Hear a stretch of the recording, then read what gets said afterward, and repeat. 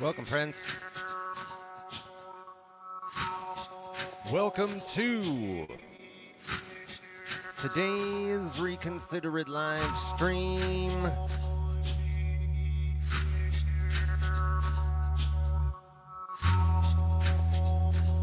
Best live stream you're gonna see all day.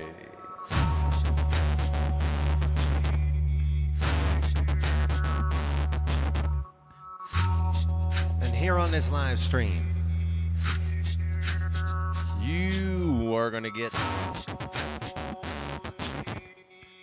a very nice hour of some 505, some loop station, beat making, and tutorials. Man, it's gonna be really good.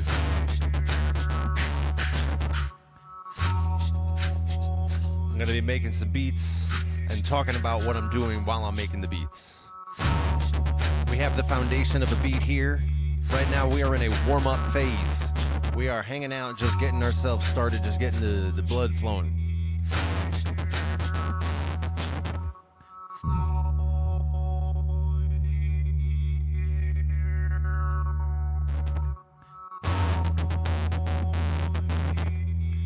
If you are new to the Reconsider It live streams, welcome! You made the right decision joining us. We want you here.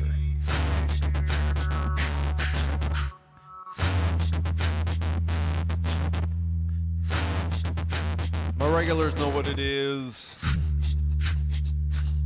I see in the chat right now we have our regular My Logify.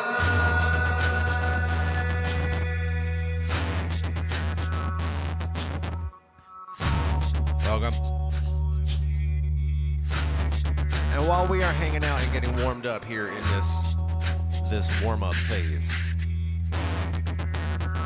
I need to celebrate. I need to celebrate you.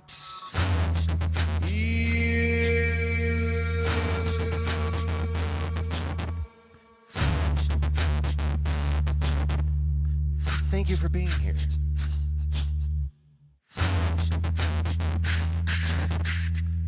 Whether you are joining us here live in the chat, or you are joining us in the live but you are not in the chat, or you are joining us after the stream, watching on replay. However it is that you're joining us, thank you for being here. I am going to celebrate you at this time in this way. I got my drink right here. I am going to count up to 3. And at that time, I'm going to clink the screen. And then you are invited to join the rest of us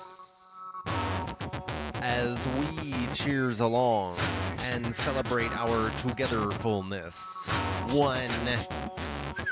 That's pretty nice. That's a good count up. It's already started. 2. Whoa. Yes. 3. Clink. Cheers, my friend.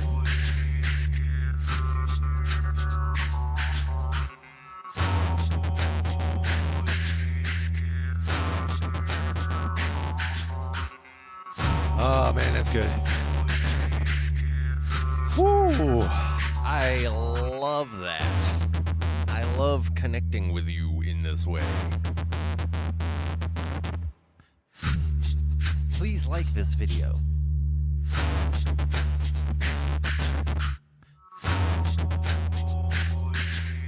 As I look over at the chat, I see right now that the man himself,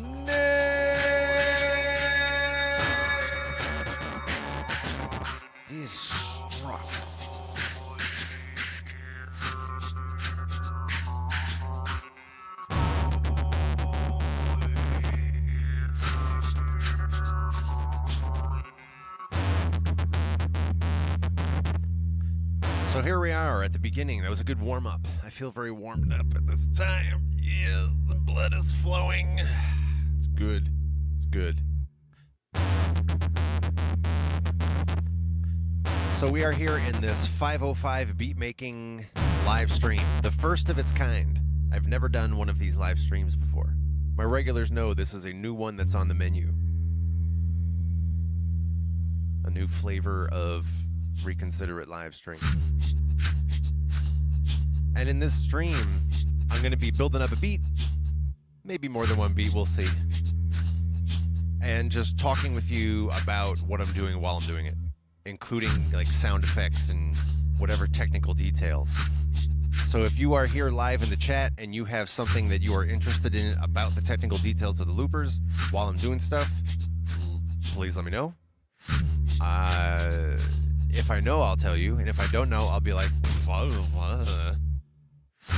because I only know my like narrow area of how to do precisely what I do.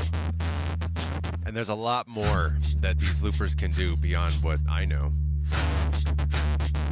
If you are joining us after the stream and you're watching our replay, please feel free to let me know in the comments. If there's some other thing that you say, hey, wait, what about that? Please give me a timestamp if you can. Timestamp, please, if it's possible, which it totally is. It's possible. Please give me a timestamp. And then I'll know exactly what you're talking about. I'll be like, oh, that. So what have I got so far in this beat? I have, let's start with the drums, I guess. Going into the technical details. So the drums right here.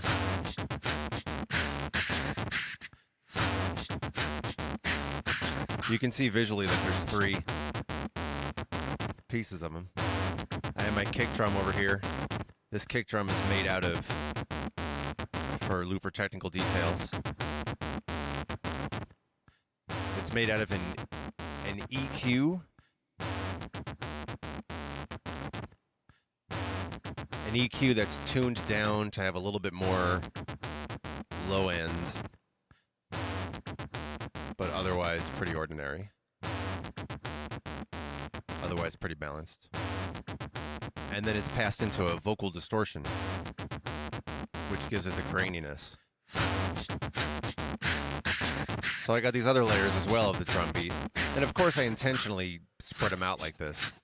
Before I did this, before I had 2 loopers, I didn't used to do this. I used to just have one layer that was my drum beat, and it was all the different parts.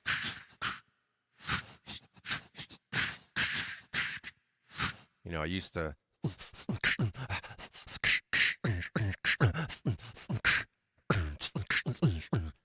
I always just did all of the layers at once in one layer. But when I got a second looper, I was like, hey, wait, hold on. I have multiple layers here down now. I could split this out into the kick and then this like clap snare thing and then this hi-hat thing. And so I did, and that was definitely the right move. At least because I have the fortunate like bandwidth.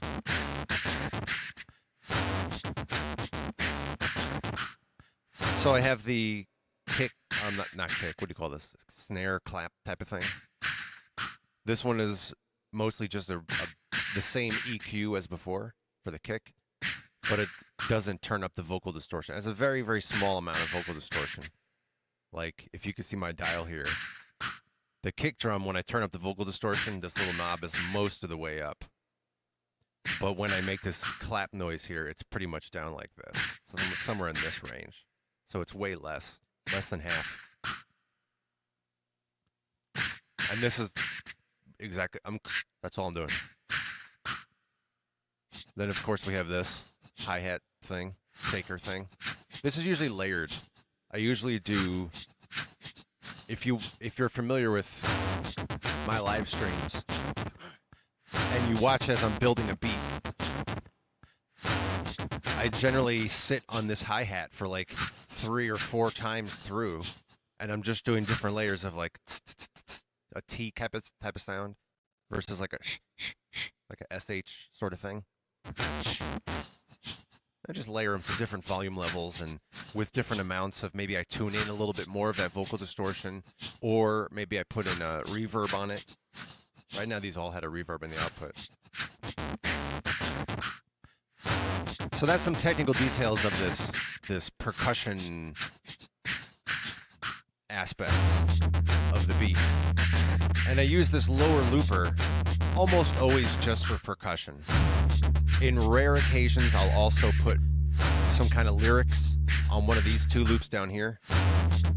If you're familiar with my content for the past year or so, you may have some recollection that I sometimes use another layer in the percussion for doing like a heavy exhale, a heavy audible exhale. Another technical detail that may be relevant is that each of these loops has whatever length. It's expressed as a quantity of bars. And there may be other ways to approach this. In fact, there 100% definitely are other ways to approach it. The way I approach it is I start everything with just this kick drum. And everything is just built out from there. That's usually 2 or 4 bars, but sometimes it's 1 bar. So you might occasionally see me press this button that you might see me pressing over here right now. I'm going to seeing how long the looper considered my kick drums. I generally have my snare or clap layer set to twice as long as that, so that if you listen to just the kick and the snare, it gives a little bit of length or dimension. The kick brings some, regularity, while the snare is a little different, over twice as long. The hi-hat is generally set to be however long the kick is. The top looper, on the other hand, the top looper is the Mark II. The bottom looper is the Mark I. It's getting old, it's wearing down. This volume fader is messed up. I'm thinking about getting a second Mark II, so that I would have 2 Mark IIs. Would I have a third? Would I hook them all up? I don't know. I don't know if I would need that, but I'm probably going to do a technical test of that, yes. Anyway, the Mark II is the more advanced looper by far. It was like 5 leaps forward in like features of what you can do with it. The biggest difference for me with the Mark II is that it gives you an auto-tune feature, because I am not a good singer. I can't keep a tune. I can't sing in different keys. I'm pretty bad at it. Most of what you hear is me doing a terrible falsetto, like a, but the looper makes it sound nice. Makes it sound like I'm doing a bass line. I'm not really doing any kind of special thing with my voice to make this sound like a bass line. It's the looper that makes it sound like a bass line. And these layers here, I'm not doing anything special. I'm just going like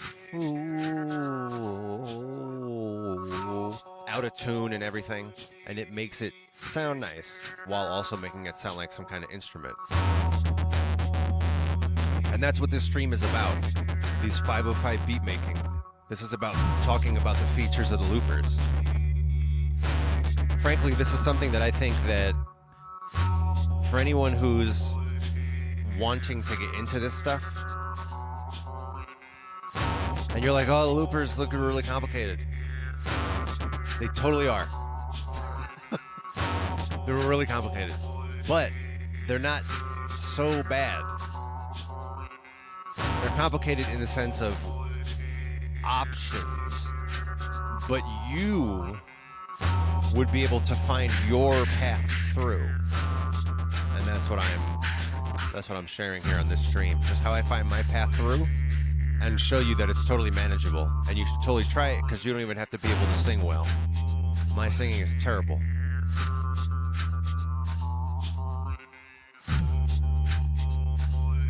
I see right now that the Crazy Wabbit has joined us. Very nice. I dig it quite a lot. I didn't have the reverb on, but I'm going to do it right now. The crazy weather! There we go. That's much better. So we have the top looper and this bass line here.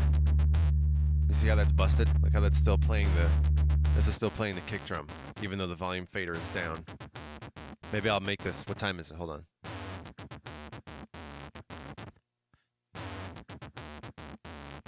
This will help me to point it out to a technical specialist, like a repair person, who I might bring this in for. So this right here is what I'm talking about when I say I have a technical problem with the volume on the looper fader. Look how it's down, but you can still hear the kick drum.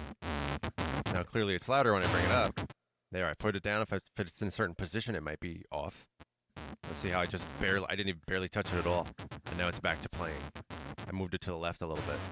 Now if I move it to the right and down, it seems to, be quiet again. Barely touch it, back to playing. So it makes it difficult to improvise. Did it that time. But anyway, that's for the technical repair person. And now that person, you could stop now. There's no more I'm going to show you with that one. All right, anyway, back to the beat making. The bass line, this bass line that you're hearing,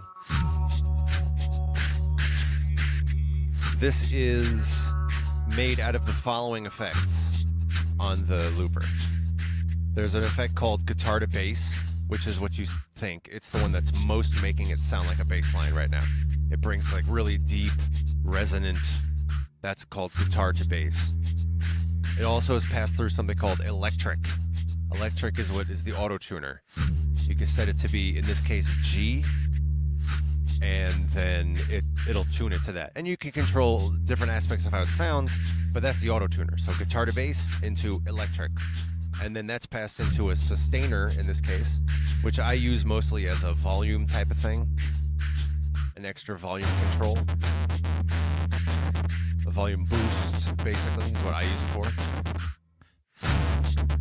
And then this one is also passed into a reverse reverb. Now, if you listen carefully on this bass, there's not a lot of reverse reverb. There's a little bit. It's very, very subtle in this one. But a reverse reverb, instead of, it is what it sounds like. Instead of a reverb like fading out and getting smaller, it kind of does that backwards. It's smaller and then it fades out up. So reverse reverb is pretty cool. I like it in general, and I personally just like randomly throw effects onto things when I'm first building them, and then let them evolve over time. So that's the bass line. There's not that much to it, honestly. Then there's like this kind of dreary, if I bring in the other one, this one is stacked. I mean literally stacked, not some kind of slang interpretation of that.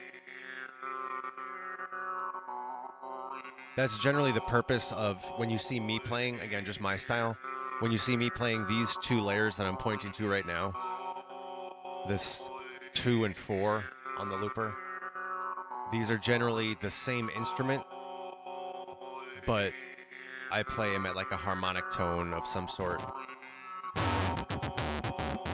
And this one is made out of a preamp, which gives it like a loudness. And there's different types of preamps you could use. This one is mostly just boosting my voice with a little bit of distortion on it. Then that's passed into the electric, which is the tuner. So a very loud, distorted version of my voice passed into the tuner. And then passed into something called dynamics, which I use to make it. You ever heard like a...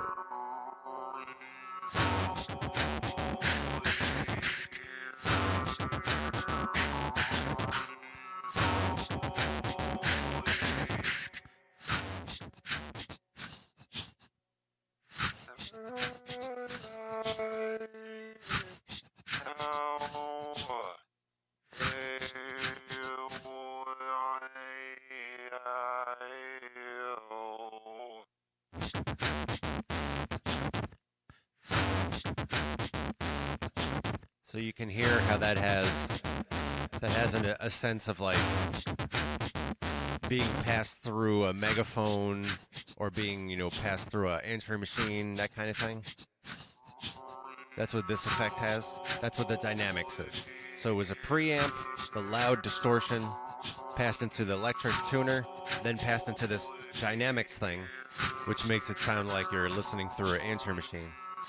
But you see it's also chopped, or you hear that it's also chopped. That's the step slicer. That one's, oh, I love the slicer. I use that one pretty often. So that's a sense of what I've built so far. And now for my next trick, as far as the next piece of the beat, what I have now is like a skeleton of a beat, some percussion that I can split up and control independently.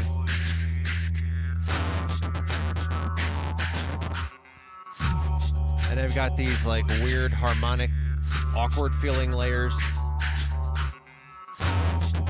Plus these bass lines going on. So now I have these two additional layers. These two additional layers that you see I'm not using in the upper looper here. They're not lit up. The bottom button down here is not lit up. So I'm now thinking about what I'm going to put into those. And generally I do one of two things. Either I make in this left layer here, this left one over here, I make a like complementary layer to what's already here.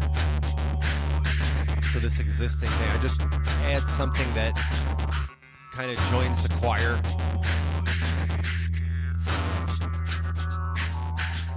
But then in this right layer, all the way on the side on the right here, I might add one of two things, and this is really the branching. I might also add another harmonic layer that just sort of joins the party, or I might add some kind of like more standout solo maverick. So I don't know what we're gonna do in this beat, but those are the two options. This left one is gonna be just somehow mimicking, joining the choir of the existing beat. And then this right layer is gonna be either also joining or it's gonna go maverick. So I don't know. Let's see what we have here for my other voices. These other things that I built, these sound effects. So I created this bass voice, this bass sound effect. I created some other ones too. Let's see, what's this other one?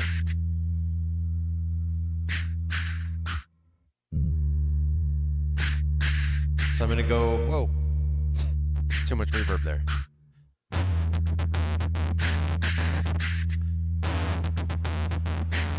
You might hear that I'm adding some reverb onto the drums, which is precisely what I'm doing. I just turned on some reverb on the side. These loopers have not only the input effects that I'm talking to you about, but they've also got output effects. And in general, it applies to all the output, but you can enable or disable each individual of the 5 layers. Do you want output effects applied to you or not? You can see, for example, on the top looper, where this orange button, you probably can't see from the camera, but it says FX. This like red-orange button here.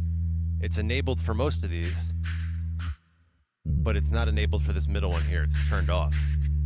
So that means as I apply an output effect up here, which in this case is a reverb, nothing's happening to the bass, which is the one that doesn't have an effect on it. But if I bring these other ones in, these do have the effects on. So you can hear the reverb amount is changing as I change this dial. It's all the way down now. Watch the reverb go up. Whoa. So it's just output effects that are applied to the whole of the looper, even though you can disable and enable each individual layer.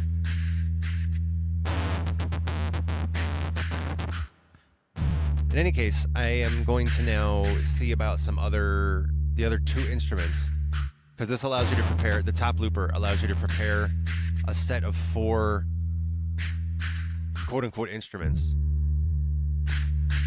that you can prepare ahead of time. So every time you see me go to one of my new palettes, I'm actually turning to a set of 4 instruments. One of which is the bass. In this case, this was another one. This like eerie, annoying sound. That's an instrument also.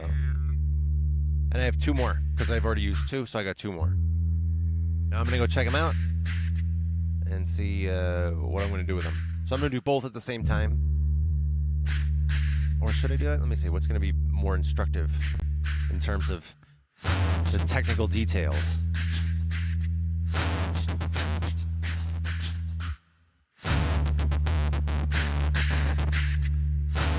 I'm thinking about when to describe the instruments I'm using. So this first one here, I'll describe them first.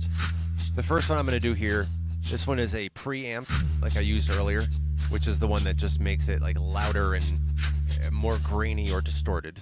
So that's the first, and they're applied in order, by the way. So the first thing applied is this loud graininess. Then I pass it into the electric, which is the tuner. Then this one I'm passing into a phaser. I haven't done it yet, so you haven't heard it yet. But it's going to be passed into a phaser, so it's going to have like a wavy quality. And then this one is also passed into a reverse reverb. So the reverb, instead of just fading out and getting quiet, it starts out quiet and gets louder, the reverb. So that's the first instrument I'm gonna be playing with and showing you and deciding what I'm gonna do with. I think that one is probably gonna go over here in this right channel. That one's gonna stand out more. Question mark, we'll see. The other instrument that I'm about to show you now, this one is built out of a synth, which I tend to think of like a piece of brass, like a trumpet or something, or some other kind of horn.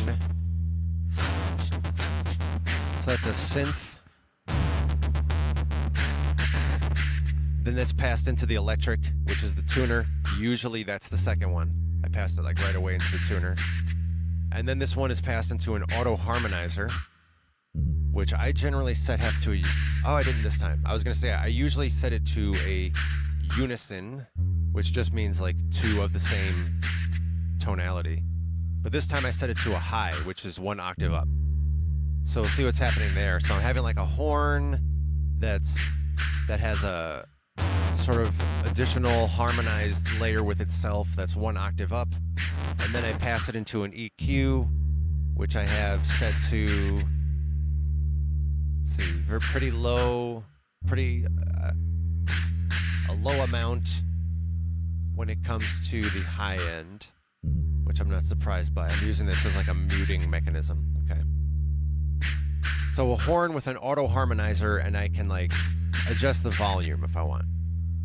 That's the second one I'm going to show you. So let's try them out. I think I know where each one is going to go already, but let's see.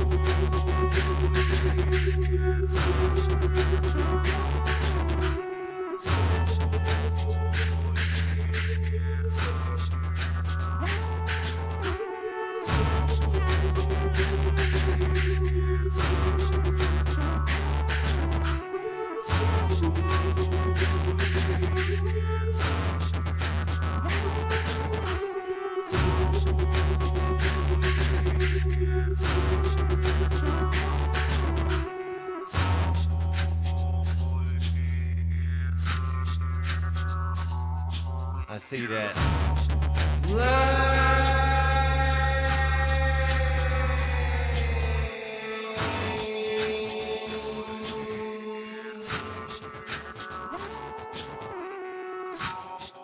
Is with us.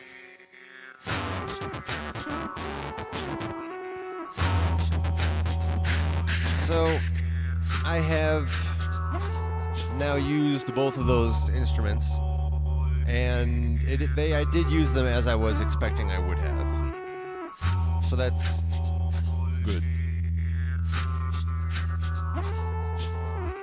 Now this was one of them. This was the one that I characterized as like a piece of brass of some sort. I use it like a trumpet within my beats. Usually works best somewhat sparse like this.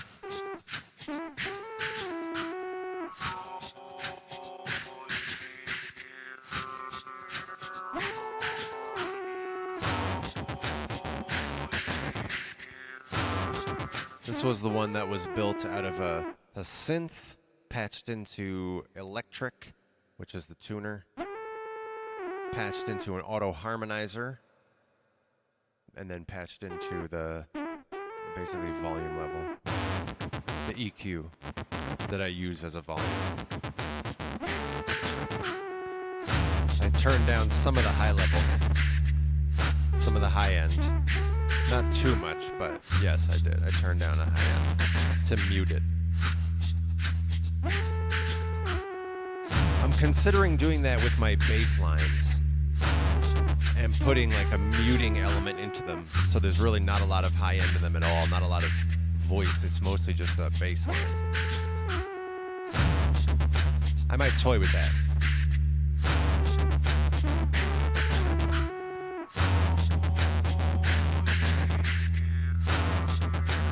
So that's one of the new instruments that I added there.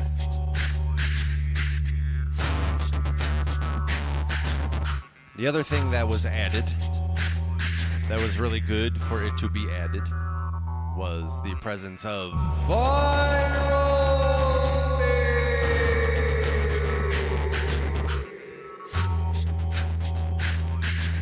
Here with us in the chat.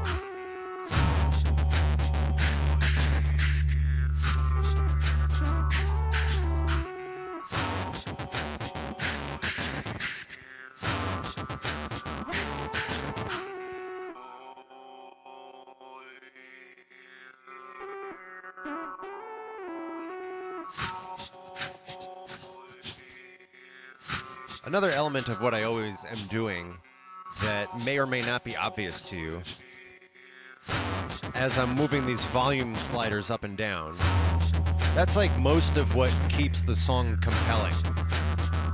If I'm just playing the same loops over and over, it's mostly about turning them on and off in interesting ways. So there's, of course, just like brute force, totally on, totally off, which works really well for drum layers. Made like a bit of an impact there.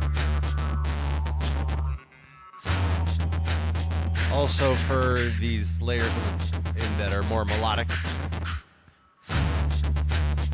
I can bring like suddenly the bass is totally off or suddenly back in, but these also work pretty well gradual.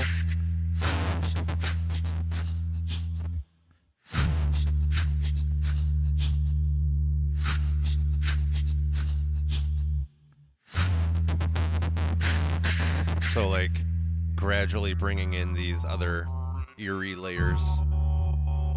And I'm currently bringing them in mostly at the same rate, roughly. Not trying to be totally perfect, but not going off too much. But sometimes I do that.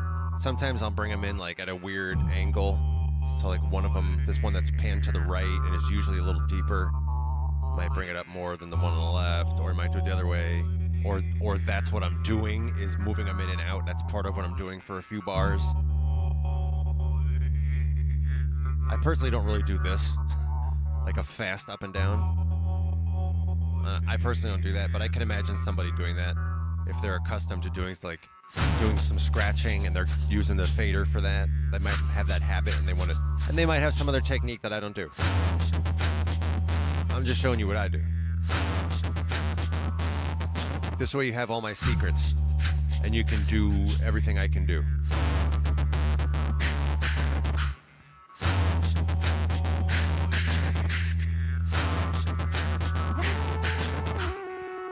These other layers that I just brought in, these more extreme external layers, this trumpet type thing as I characterize it, these I use more sparsely. You'll often see that I have the volume off during my beats for a while and then bring them back in because they take up more attention, more space. Bass line is usually in it for most of the beat as I'm arranging things. This is how I arrange on the fly, as I do in my loops and chill streams. Another one of the flavors of streams on the menu.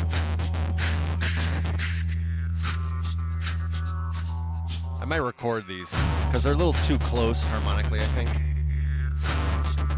Then there was this other one that I just recorded. There's a new layer here.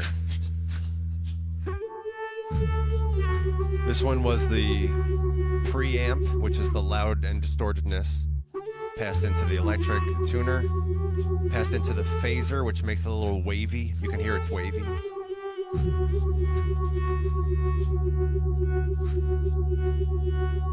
It's also got the reverse reverb on it, which is a little harder to hear, but you can hear it there.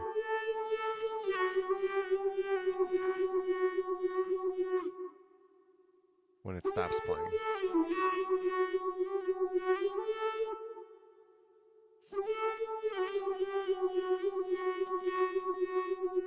So I mean, that's how I make a beat.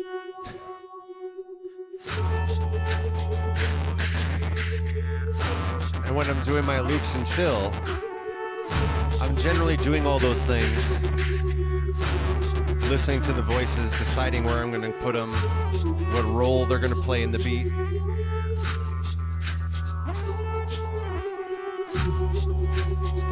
And then bringing them in and out in ways that make sense for all of them. The drums I can bring in and out very frequently, and I usually do. I often bring the drums in and out kind of randomly, but it sounds like it's not.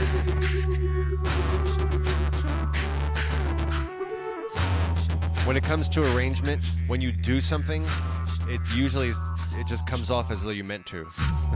It comes off as intentional. So as I was saying, I'm thinking about re-recording maybe one of these. Which one do I want to keep? This one?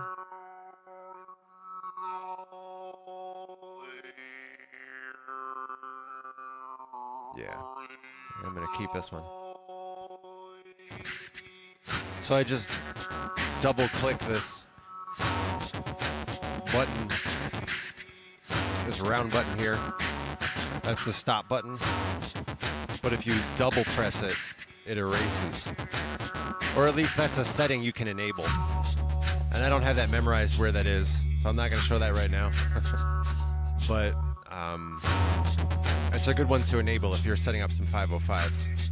It's true for both of these.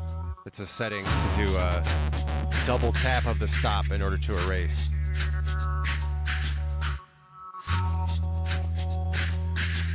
All right, so let's re-record this thing here. I don't know what I want it to sound like. Just a better harmonic, because this one sounds pretty clean. That's okay. That's all right. That's roughly the note it's at. I just got to pick another harmonic to that to match that. That was a little further apart from what I had recorded before. So let's see. Let's do this.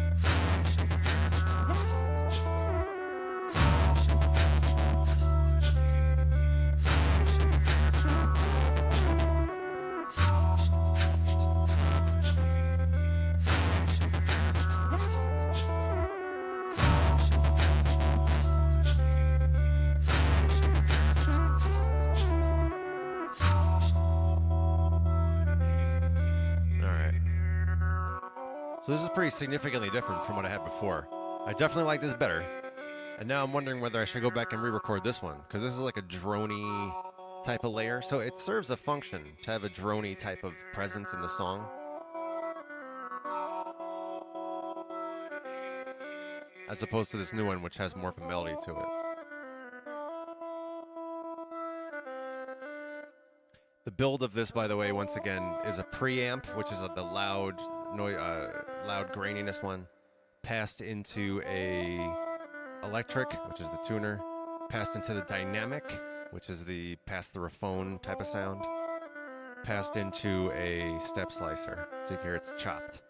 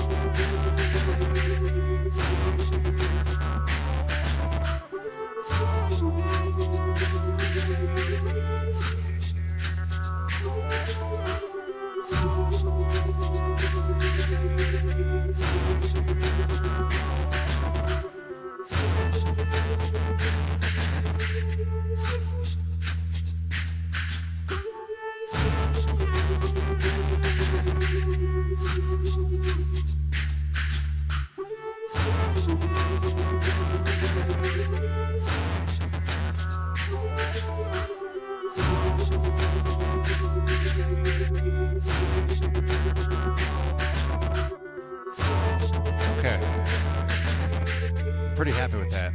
That's pretty good right there. I'm also really happy that Warhol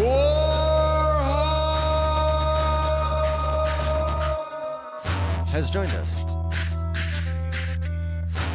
Now, am I still happy with this trumpet type of sound, though? That's what I have to assess.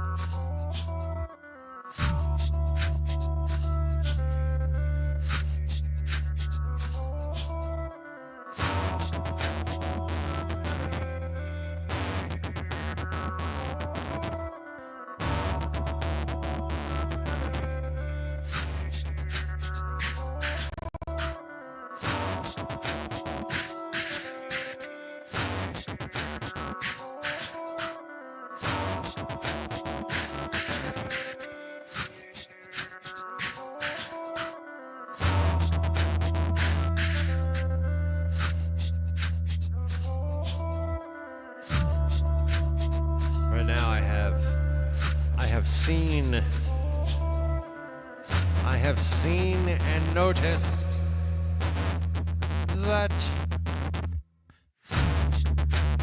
Thomas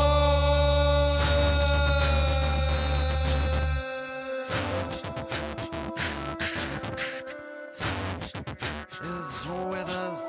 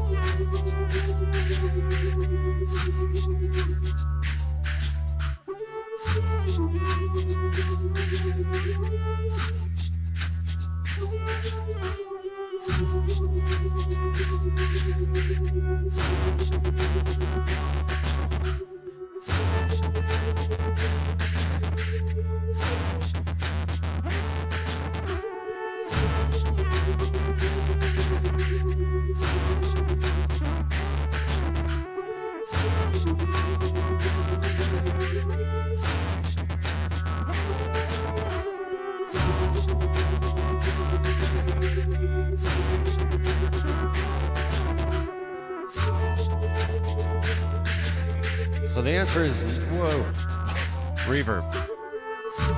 The answer is no. I did not like that trumpety type sound. I felt it was conflicting too much with this other leady thing over here. So how do I do that? I don't know. Let's go check it out. Let's see if I can get something.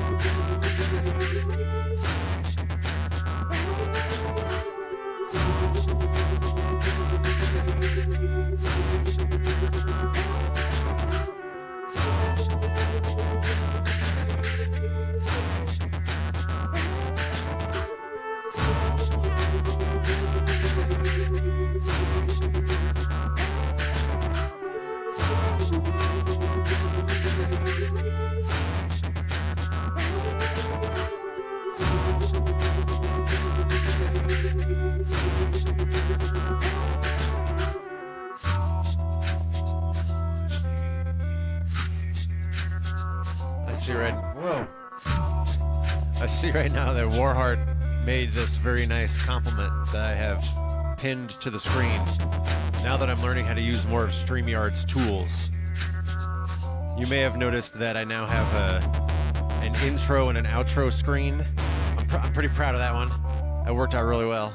I'm glad with how the execution worked on that. So I have revised the beat a fair amount compared to, what is it now? We're at 52 minutes in. And I have this beat that inspires Warheart to say that I could single-handedly score the next Tron movie. Well, we gotta get in touch with the Tron movie people. They'll watch this stream and they'll be like, this guy could single-handedly score the next Tron movie. And then they would come offer me the position. They would say, would you like to single-handedly score the next Tron movie? And I'd be like, well, let's talk details. Like, tell me more about what's the proposition.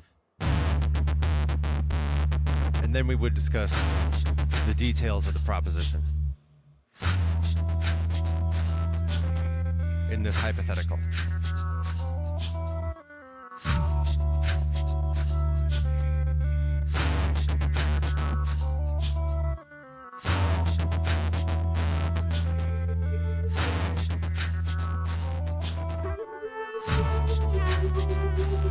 So friends, at this time, you have experienced the very first ever 505 beatmaking stream.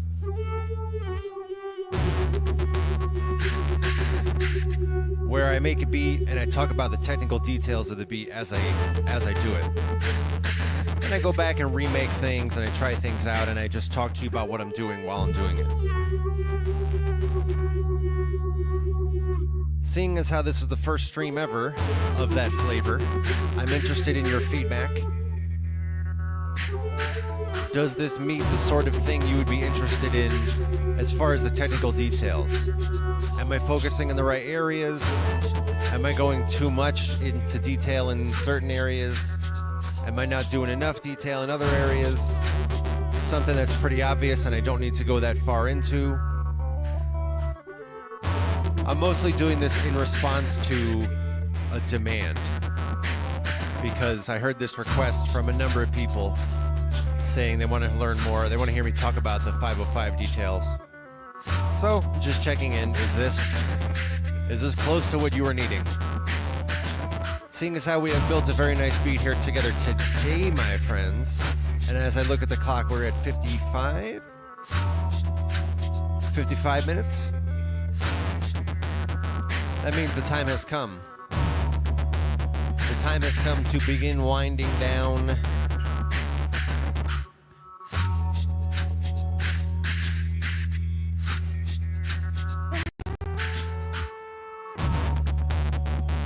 To begin winding down and calling it a stream. And of course, at this time, I am going to once again celebrate.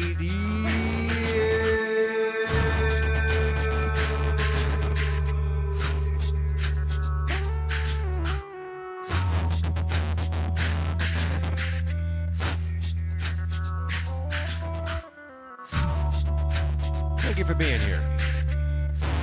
Whether you are here with us live in the chat,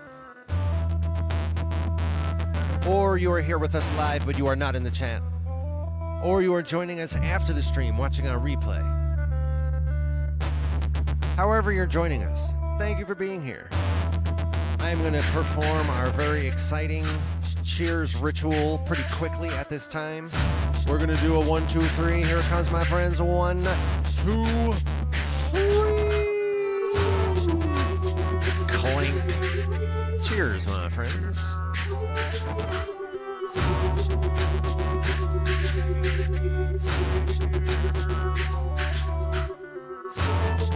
Whew. Man, that is very good.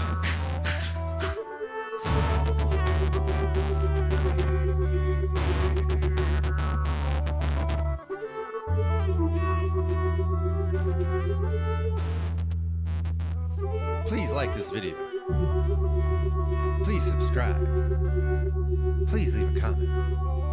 Please share this video with a friend who would like it.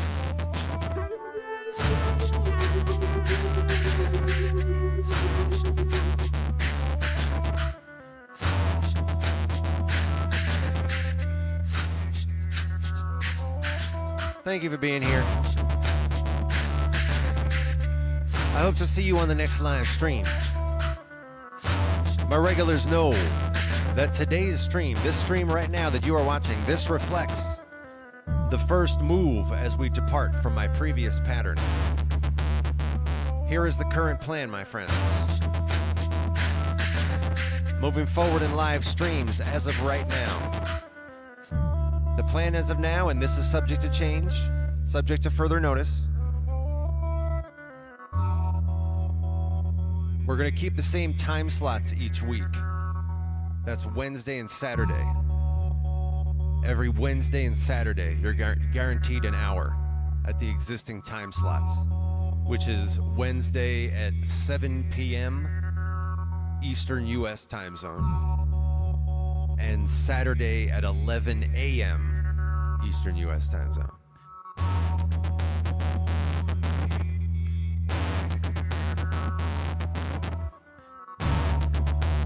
So you'll definitely have an hour on those times each week. And there'll also be additional streams. Just randomly through the week at different times. There'll be more streams also. But you'll definitely have Wednesday and Saturday guaranteed hour. Now what happens in those hours or in those other different streams, that is subject to change.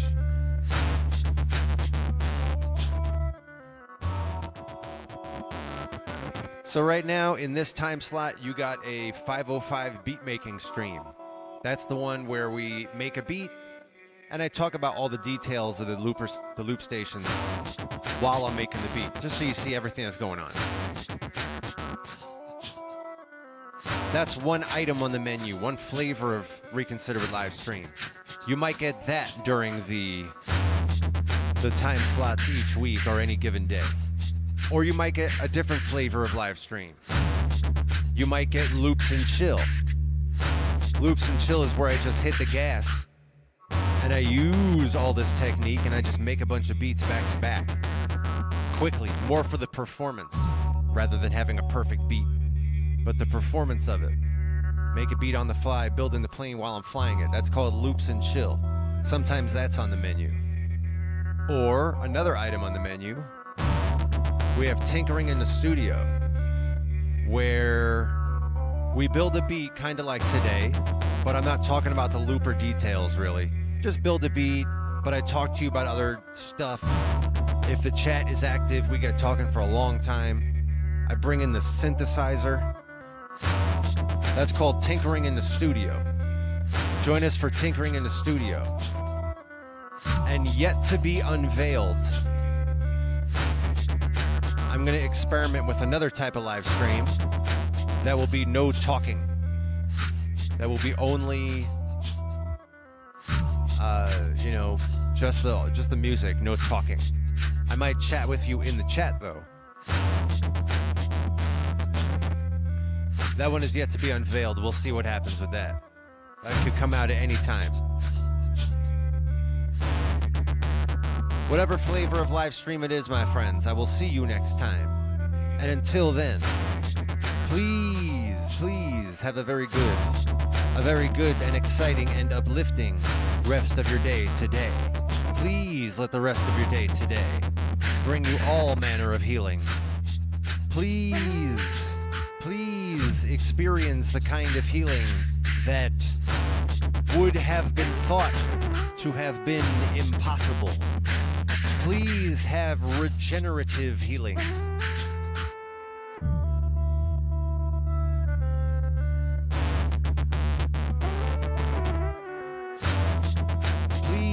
Please let the rest of your day today bring you to new places, open new possibilities that you had never even considered before. Please let your priorities shift in the right way today. And I will see you in the next Reconsider It live stream.